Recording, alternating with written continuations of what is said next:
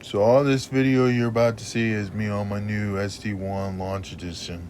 Check this out. I mean, what's the chances of a blue Tesla coming by almost the same color as my bike?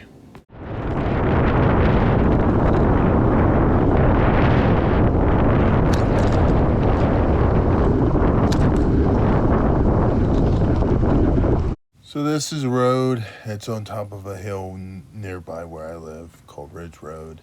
I like it. You kind of feel like king of the mountain kind of thing. And so I like going up there. There's not a lot of traffic up there. I did this last Sunday, and maybe I'll put a clip in. There's this huge hill. It's on my Instagram, and this is one of the reasons why I like the Stromer. It still gives you exercise, and this is why I like direct drives, because it still gives you, it never cuts off, and that's what I like. It just constantly gives you power, but when you go up hills, you can get a good workout, and that's why I picked the Stromers.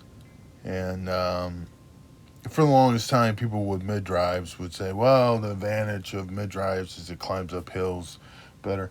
If you go into Grin Technology, the founder, Justin, will tell you the benefits, they're there, and yeah, mid drives do get you up the hills better. But now with the new Pentium, I rode the ST3 Pentium, as you guys can see, and Stromer's coming out with an ST2 Pentium. And now with that, it's like you have a mid drive without having a mid drive. You have a mid drive, and the direct drive is what gives you the power, but the mid drive gives you the mechanical advantage of going up the hill, and you really can tell the difference uh, I mean, it basically acts like them two combos together just makes it like, oh, now you got the benefit of a mid drive. So I don't think the mid drives alone have the advantage anymore. They'll have the advantage of, they don't even have the advantage anymore of climbing up the hills as good as the ST2 Pentium, ST3 Pentium, and now the ST7 Pentium. And I if I could afford, I don't know what the prices are going to be on the ST2 Pentium, but I'm very excited about it. And when Stromer comes out with it, and the Pentium is a gearbox, and if you can look them up, they don't just put them on Stromers. They got them on other bikes and stuff. I follow them on Instagram. I'm on Instagram, by the way, Cerebral Posse Biker. Um, so if you guys want to follow me on there too, you can. I put little clips of my rides, but I I gotta admit, as soon as I find out how much the ST, when they're gonna come in, because they're taking their time on the ST2 Pentium. They're developing it just like they did with the ST3 Pentium, and like they did with the ST7 Pentium. And right now I'm happy with the ST1. Uh, I want to get. I like the ST1 because I want to stay healthy. I'm not saying you can't stay healthy or get a good exercise with the ST3 Pentium, but I get really good exercise. And to me, this feels more like a bike. What this feels like was when I used to live in Germany, and you would get a really light bike, but you had to struggle to climb up the hills. Not really like struggle, but the way it makes me feel is like this right here. I got it in touring mode right here. I don't have it in 3. I have it in 2. And so you're climbing up the hill. I'm not really like giving it all, but I'm just taking it easy. And then I go down this hill. And then I can just keep on going, keep on going. Motor just keeps on going. It just never stops. Like I've looked down, and even after I pass like 28, it still gives you a little bit of power. Like it just keeps it going, and it just feels like That's why I like Stromer. It feels more like a regular bike. The mid drives, the way they feel is you just keep on going. And what I mean by that is like it gives you this like I've done the Bosch and I think the Bosch system's good, but what it does is it's like it goes and then once you get up to the max speed, the support just kind of gives way. Now I don't know about the new Bosch system. You know, I had I I forget what line I had, but it just like as soon as it gives its total peak or whatever, it just basically cuts off. It seems like to me, and to me that just doesn't feel like what I always heard. Like, oh, it's more natural. To me, it's not, because when you ride a regular bicycle, even if it's a road bike or a regular bicycle, you know, as you slow down, whatever you're giving up, whatever you're giving in your leg power, it's still there. And if you have a low gear, you can just keep giving it as much as you can give it. And that's what Stromer does. It's like when you're in the lowest gear, even after 28 miles an hour, you know, you still can just put your effort into it. But with a mid drive, it feels like once you get past 28 or 20, whatever their set speed is, I had a specialized, it was 20. I like to specialize, but once it got up to 28, it'd do this like, just like it was gone. Like the power just poof. And then you'd have to go like 24 and then it pick it back up. And then you get up to 20 and it go, whoo. It kind of felt like a car on bad gas. It just like, kind of feeling. But with the Stromer, it's like it just keeps giving you that little bit of power, you know? Just keeps giving you a little bit of power. So every time you push down, and the Specialized was a torque sensor. And when I rode that ST3 Pentium, I was going up that hill. You know, I think I was going up that hill by e-bikes of Holmes County on their road. It was, I had to downshift or upshift, whatever way. I say downshift because I think of like a motorcycle. So I was downshifting into a harder gear to make it harder for me to pedal, because when I had it in a higher gear, an easier gear, my legs were just like, they were just like almost egg beaten. So I had to put it down, and that down to a harder gear. With mid drive, it's like you never can find the right, that's what it feels like. I never can find the right gear.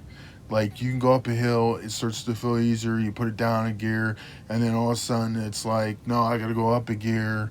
You know, you gotta make it easier, harder, easier, harder. But the way that every time I ride a Stromer, it's like you can get a gear and then like, okay, now I'm on, just like a regular bike, I'm on the right path, I'm on the right gear to get up this hill. And then as soon as I start to get to the top, I can down, put it in a harder gear. And with the mid drives, it's like you can never get the right gearing. Now maybe it's changed, or maybe I just don't know how to ride a mid drive, but I feel more comfortable riding the Stromer because you can find the right gear and it gives you the right amount and of power assist. And I like the fact that Stromer has a torque sensor. And if you're looking at a hub drive with planetary gears, I will say that they do get you up the hills better. But here's the thing. Anything that has gears in them, like anything the motor has gears in them himself, you're only, no matter how much wattage, no matter how much amps, no matter how much volts you put into them, they're only going to go so fast because they're geared. Just think of it as a muscle car. If you think of it as a muscle car that is set up to drag, they're only going to go so fast because they're geared to go that fast and peak out at that way. So that's how you should think of it. And that's how I do it. Think of it as like a muscle car and the gearing. If you look at anybody that hops up their cars, that's what they do. They set different gears, so that's how I would look at mid drives or hub motors that have gears in them. They're only gonna go so fast. You can put as many watts, many volts, whatever amps in them all you want. They're only gonna peak so much. That's why you see some of these guys with the Surons, and they're spending $4,000 or $5,000 extra, and they're only getting them up to 50, 60. Sometimes they get them to go like 80, but they can't stay there. And the ones that are beating them are the hub drives, or yeah, the like what I got, the direct drives, because they're 1-to-1. So as much power you can put into them, they go faster and faster. Now there's limitations to all these. I mean, the one limitation to an electric motor is you can't stay there. Not even a direct drive like mine.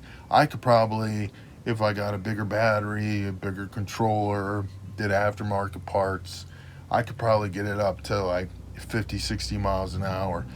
But I can't stay there. And that's another reason why I like Stromer. 28 miles an hour with assist, it can take that. Anything above that for long periods of time, no. And so that's why I like them. Now I'm thinking about getting that, and I know I'm going to say it wrong. That Stationator from Grim Technology.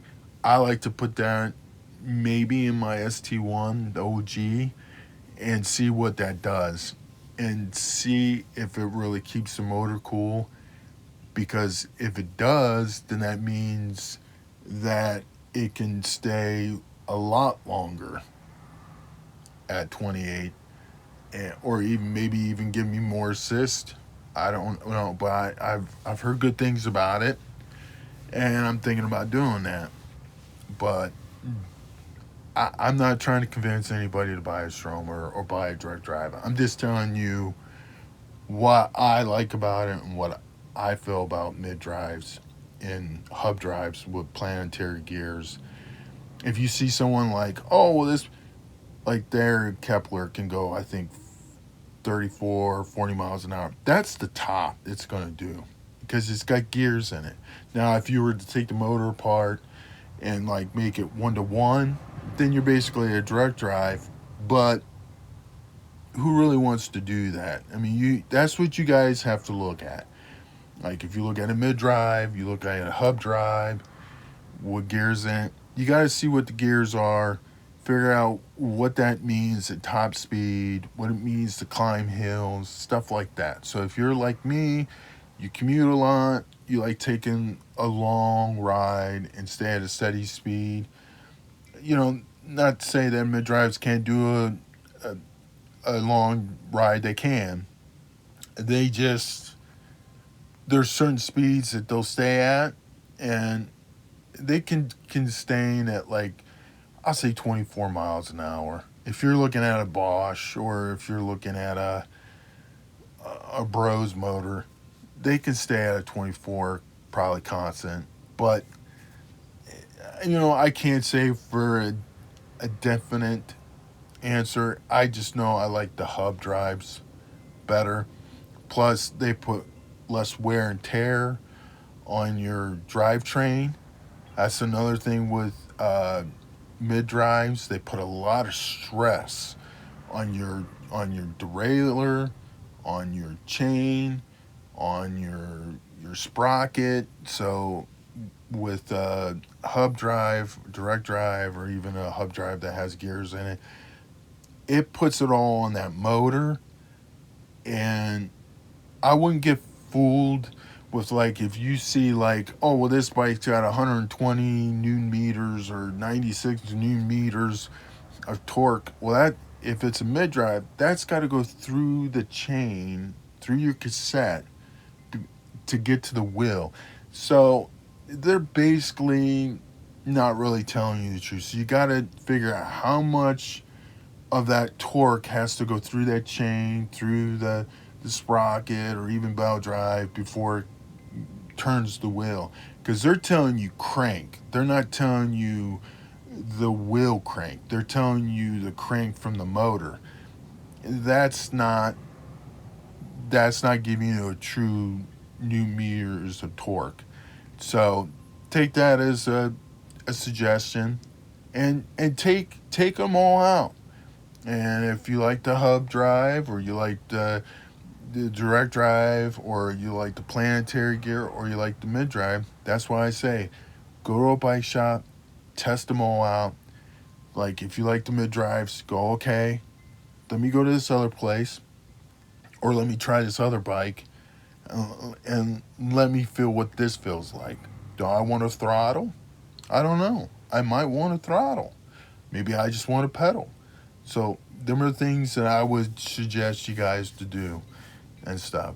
And by the way, if you find a shop that has a Stromer, they will let you ride them for free for a test ride. All right, I'm out of here. Bye.